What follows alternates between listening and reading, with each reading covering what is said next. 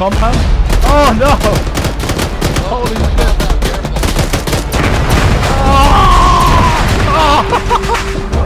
Oh my god! Here we go, this is the fun bit. Get ready!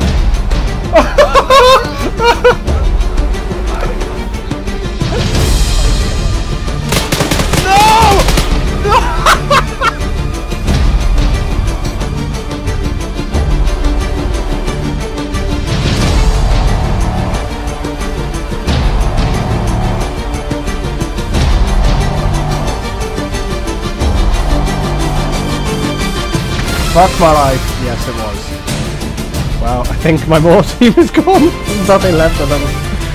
Okay. Bad luck, Billy, the mortar operator.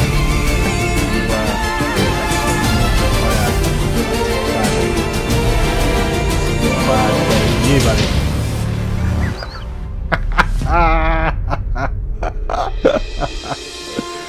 Oh dear. Luckily though, my man Jim here, he survived! He's like fine! He's totally operational! Yes! Looks like Water Team live for another day!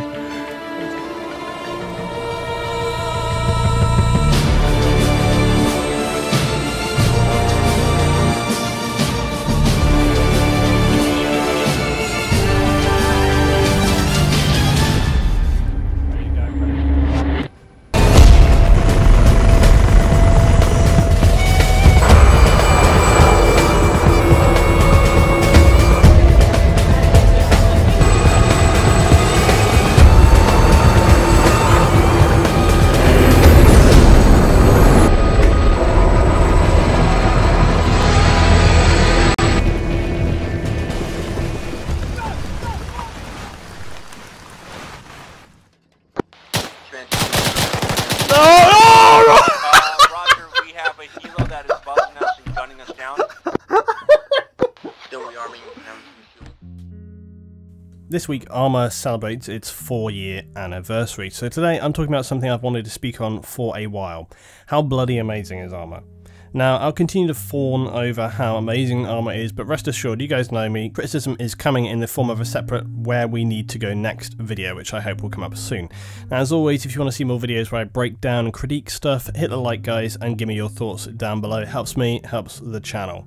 Now, let's deal with that huge first sticking point before we get into anything else. Yes, we know that Arma is not the best game when it comes to frame rate. We know, I sure as hell know. I've been having to deal with it for 4 years, and yes, it's not the most accessible game for new players compared to others. It's not so plug and play, it's got a steep learning curve. However, Arma also does things that almost no other FPS game that exists in the mainstream currently comes close to achieving. Things like the sheer scale of warfare, ranging from high altitude bombing strikes and close air support to building clearances and ID defusal. A comprehensive, ever-developing mod scene giving you access to hundreds of different weapons, apparel and vehicle assets. A wide range of maps covering areas across the globe, seamless day and night weather cycles, even some level of destruction. And a developer who has supported their title regularly since release. Let's just make mention of the other things Arma has spawned as well. It's pretty noteworthy that it's basically the foundation of one of the most successful games of the past years, PUBG, through Battle Royale in Arma, and also, how could you fail to mention DayZ? It's also worth mentioning before we get into some details, the system for releasing DLC to the community in Arma is really admirable when you look around at what other people are doing. Updates in Arma often are free in the base sense, implementing updates and changes that don't splinter and break apart the community. Most of the DLC content like vehicles, equipment and so on is still visible in game, and it won't stop those who have not purchased it from playing. Usually as well, map updates when they come with DLC are free. It means there's no paywall, it means that you don't break apart your community. Games like Battlefield regularly break their community by charging for maps with the staggered DLC releases, not just Battlefield, plenty of other games as well, but instead of only charging for, say, weapon packs. And I and other producers have tried to push the idea of releasing maps in FPS games for free, not just Battlefield, but other games as well. Understandably, this meets limited success because maps are seen by developers, and mainly probably publishers, as produced content which can be monetized to the community, and that's completely understandable. However, you also have to understand that a map, when it's thrown into a rotation, which is how most of these other FPS games work, it automatically will break that apart.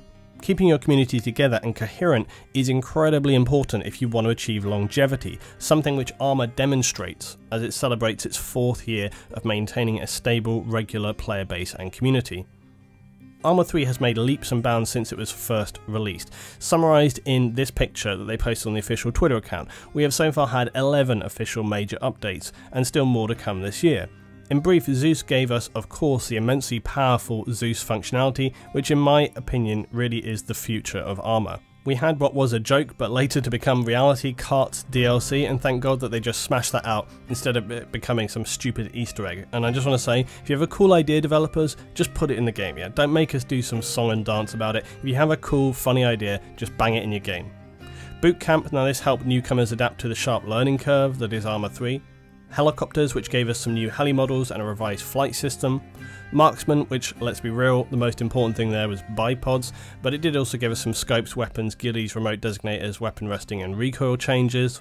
Nexus, which I actually challenged people to remember what that was about. Well, it was a stepping stone release at the end of 2015 which was designed to create a foundation path forward. This was giving updates to the dynamic groups, core mechanic refinement, definition of mod dependencies and a variety of other tweaks which were all important. Then we come to Eden, which was a huge update, giving us an overhaul of the editor functionality. This is the system whereby you can design and build Arma missions and multiplayer experiences. It gave a launcher-based server browser and an audio update, as well as a general platform update. Next came Apex, which was as exciting as it sounds. Apex gave us a huge update to the game with the release of the Tanoa map, a 100km² jungle heavy experience in the South Pacific, a new Syndicate faction, which has been endlessly useful, and NATO CSAT Spec Ops. A load of new weapons and general equipment, 10 new vehicles including VTOL, and a 1 to 4 player co-op campaign. It also gave us a ton of new assets, which is worth mentioning as that increases the range of your Zeus options to build missions really heavily. Apex gave a ton of other stuff too, like new environmental audio, a big visual upgrade with lighting, water and fog improvements, limping for injured units, updates to Eden Editor, and then a range of other small tweaks and consolidations. Most recently this year we've seen the Jets and then Malden DLC upgrades. Jets released with several new aircraft and an overhaul of the sensor engagement systems, as well as now a usable and FPS friendly carrier to deploy, and then Malden released as an updated version of the classic released for free, again bringing new assets for Zeus in the mix as well. I also will make mention of the most important update to Arma which came to us not so long ago, the 64-bit update for Arma. This really was a game changer and probably the third most important change to the game behind Apex and Zeus. 64 has finally given us something of a more stable FPS rate in the game. It's enabled us to do high intensity battles, allowing them to still be playable and not just a slideshow, as well as just creating better stability. It can't be understated how important a change this was for the game. So that's the details. Let's get into more what Arma means to me as a player, a gamer and a producer, and my history with it. I started playing Arma 3 back at its release during the beta. This is how I stumbled across Ahoy World. Ahoy was a great community who helped me to learn to play the game, to find a group of people to regularly work with, and to use Zeus in public sessions to create and form a whole new level of mission making. I was one of the first YouTube producers to actually see and then use this to its potential, and I transitioned that also into live streaming.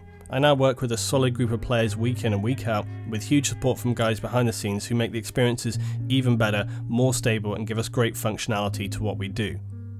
Arma is unrivaled in its ability to enable customization of the world you play in and the tools and processes the players work with, even simple actions like transporting players across a map. Once you're used to Arma and you've put in 1,000 hours, the novelty of this wears off, but it's worth remembering how awe-inspiring and exciting this can be for somebody totally new to the game, just flying across a map when you're sitting on the side of a heli. With so many FPS games limiting you to play within a confined map space, Arma opens your horizons quite literally. I remember it myself, the excitement of just hopping into a little bird, having a pilot fly you across some awesome environment and being dropped right into the action. It's really exhilarating. Even now, 4 years on, this is still probably one of the most enjoyable parts of Arma, the logistics. Flying people and assets to where they need to be, or of course the role everybody wants to play, close air support with either an A-10 equivalent or maybe even something like a modded Apache helicopter. On the ground though, your experience is equally as interesting, whether it's the Mediterranean landscape of Altis, South Pacific Tanoa, or something modded like Takistan or Zargabad. It's the variety that keeps Arma alive, and that is in no small part down to modders. Without modders, Arma would be greatly less of a game. There was a time when I thought of mods as kind of fringe tweaks that messed around with what should be a developer's baby. This is not so at all. Mods are the soul of a game if a developer gets behind it strongly and implements it well. Just look at something like City Skylines or RimWorld or any number of examples. Arma is no exception. Mods like Ace and RHS have become staple core mods for the game that you wonder how you would do without them. Now, with all this praise heaped, I'm sure I sound like a biz rep, but honestly, with the many glitches and weirdness that happen in Arma, it's easy to overlook the huge positives that this game provides. It's much easier to be negative about something than it is to be positive about something. When you really step back and look at what Arma 3 is and what it's achieved, it's pretty damn impressive. And what's your alternative to what Arma provides?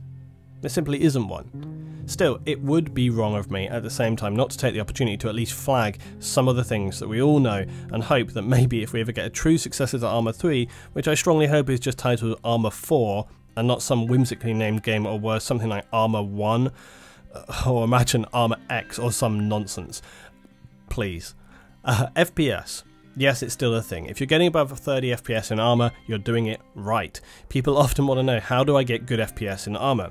This is in itself a misleading question, because in Arma your frames are not solely dependent on your own settings. It's dictated to what server you're playing on, what mods are running, what scripts, how well those scripts are written. It's going to depend on various server hardware factors. It's also going to then depend on in-game quantities, like how many enemy are around you, how many objects are in the map, how many players, how close are they to you. It's a complex minefield. There's no hard and fast rules about how to get the best frames in Arma. It's one of those things you just learn to play by ear and listen to advice from others. But one thing to remember, dropping your graphics settings does not make a huge difference in Arma for your FPS, because remember, Arma is mainly CPU, not GPU dependent. That is the key piece of information that any new player or anybody who doesn't know about this needs to understand. Then we come to the strange things. Arma is one of the best games when it comes to just weird shit happening.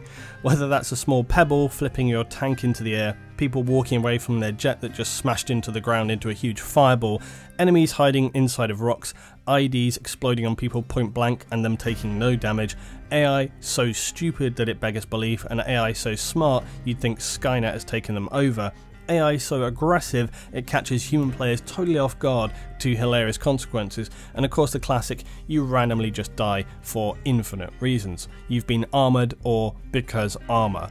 Regular phrases you're going to hear on any operation. Nightmarishly frustrating at times, or strangely cherished. The weirdness of things that can happen is one of those things that new players can find infuriating and even off-putting of the game, but veterans will just laugh it off as what Arma is, and in a bizarre way you learn to love it over time. Something else that's worth noting is graphics. For a game that is now 4 years old, and for the scale it has to contend with and deliver, Arma has some astonishing graphics, and I still look at the graphics even now flying around a map and marvel. Its scalability at high range is continually impressive. It's what engages you at ranges of anything from 2,000 meters away right down to anything in your immediate personal space. A changing environment, underwater experiences, trace of fire at night and heavy rain, night vision. When you consider how far graphics have advanced in games compared to when Arma 3 was released, it makes you wonder what we could possibly imagine to see in its next iteration. Let's talk about Zeus. Now, when Zeus first arrived, it was a pretty alien concept and something that I think wasn't immediately recognised for the potential that it had. Once people began to understand just what it meant to have someone be able to create, edit, adapt, engage players with missions in real time, this was the next level of gameplay, not just for Arma, but in my opinion for FPS. Creating scenarios for others, narratives, situations has become a huge part of what I do now as a producer, but it makes me crave this functionality in other games. Having preset missions now just seems really old to me. Being able to live create with your imagination and judgment is really exciting and engaging, not just for me, but for the players on the ground. As a player, knowing the boundaries, rules and expectations is what you see again and again in other games. In Arma, Zeus is not the case. Anything could happen at any moment. It's unpredictable, it's dangerous, it's massive fun. Zeus to me is more than just a system within the game. It's a concept that I would like to see other games take hold of and start to run with. Think about PUBG with its custom games is the most vague iteration of this. You're just kind of setting up parameters and spectating. But spectating and helping to forge the player experience is essentially the core of what Zeus is all about. Imagine if in PUBG the host could also determine where a circle would move to, how fast, what strength of loot to exist in certain areas, where to drop the loot boxes, and maybe where and when to give a helping hand to players and how. It would create a new and fluid experience. This is just one example. Let's take another classic for me, Battlefield. While I've semi-given up on the game now, its player base is so oversaturated, the gameplay deteriorated into a random spam fest and marketing just gone into overdrive, I still though could imagine a Battlefield specifically tailored towards a host being a game master, almost kind of like a sort of indie side release like 1943, creating objectives organically, bringing in weather effects, rewarding team with bonuses as and when they need them, if they deserve them, side objectives. Being a game master or Zeus in Arma or any other game is about the comprehensive experience. It enables the players to get something they can't find anywhere else, a genuinely unpredictable, changeable game to play. Zeus is the future for Arma in my opinion, and I hope that Bohemia see and understand this as everyone begins to think that after this year we might start to think about when we can expect an announcement for a new Arma timeline. Arma has been a giant of a game. When you look back across the updates released through its 4-year history, it has made huge advances from what we started out with. For all its troubles, Arma still is the unrivaled military simulation. Tell me your thoughts and experiences about Arma 3 and its 4-year history. I hope to put together a special Arma 3 episode of Below the Line, so drop me your experiences in the comments for me to pick up some of the best for that video. This is Luton, thank you guys, and thank Bohemia for many years of content and enjoyment.